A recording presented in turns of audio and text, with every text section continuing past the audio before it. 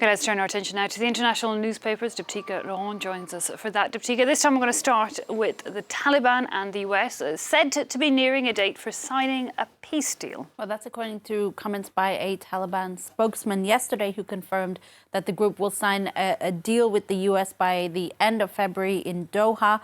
But as the Emirati paper, The National, warns, this should really be taken with a grain of salt. After all, there have been many false starts over the 10 rounds of negotiations, previous negotiations, Eve. This is really but a first step, and it's very much embodied in this cartoon from The National today.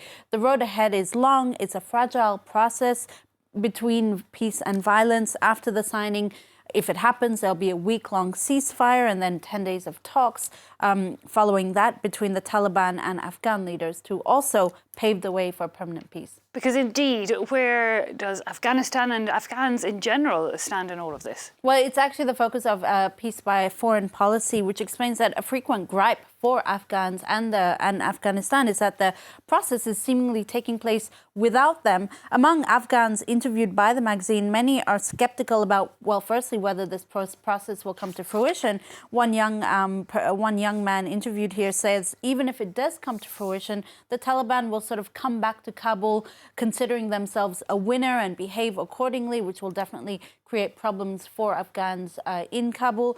Indeed, on the same day as the Taliban announcement, Taliban fighters attacked Afghan government forces. So that process still very, very shaky. Yeah, very tentative. Let's move across to China, Diptika. Authorities there are considering delaying annual National People's Congress meetings because of that new coronavirus. Well, it comes as new figures appear to show a drop in the number of new infections, but 70,000 people are still have been infected nationwide. The Global Times, they're reporting that the party congresses could be delayed to March now. The Chinese press has really tried to control the narrative when it comes to the outbreak. You know, frequently we've been reporting in the Chinese press that they hail their efforts to fight the disease and perhaps downplay the number of cases. There's a really interesting article in The Atlantic that it talks about how it's also exposed the weakness of President Xi Jinping's coercive rule.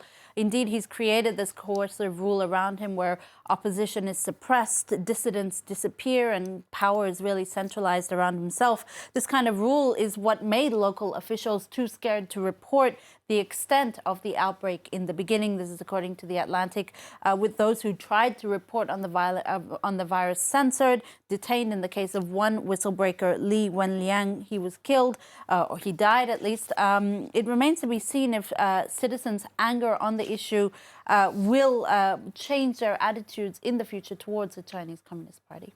Lots of other questions about Chinese rule when it comes to a separate story. Diptika, a leaked database reveals new details about the Chinese crackdown on minority Muslims, the Uyghurs. Well, China has claimed that the centers where the Uyghur populations were being put in were actually more than 1 million of them were being interned there are for voluntary job training. But the latest details of a leak have exposed a murkier reality, things like growing a beard, wearing a veil, or accidentally visiting foreign websites were used as a pretext to detain Uyghurs. The database showing that the government was motivated by religion, not just political extremism, as the government claims. You can read about it in The Guardian today.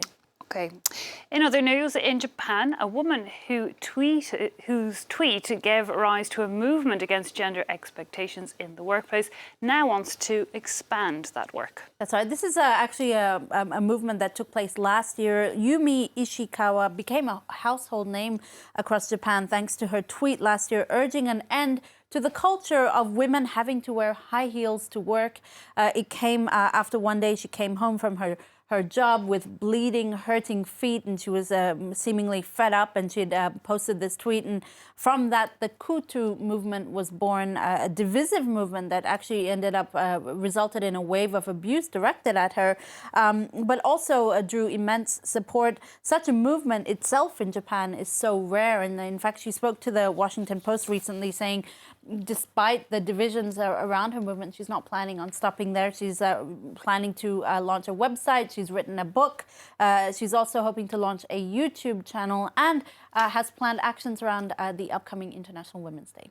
Okay, one to watch. Finally, Diptika, you've spotted a story about dating, and it appears that we may in fact be entering the post-Tinder era. That's right. Dating app fatigue apparently is a thing now, according to The Guardian. And traditional event organizers, you know, the way we did it before Twitter, are looking to capitalize on that. In the UK, speed dating, for instance, has come back in style. But obviously, it's not the speed dating that we knew before. Some are putting a spin on the traditional speed dating with naked speed dating or pheromone dating, where you sniff your way to true love.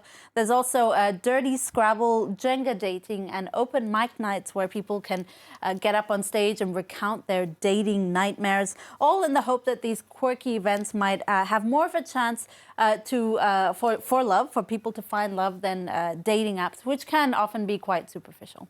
Indeed, I have to say the open mic night, that could be That quite sounds amusing. Yeah. Diptyque Laurent with a look at the international papers. Thanks a lot for that. Okay, we're going to have to take a quick break now, but still to come, our Focus report looks at the reasons South Korean women do not want to have kids.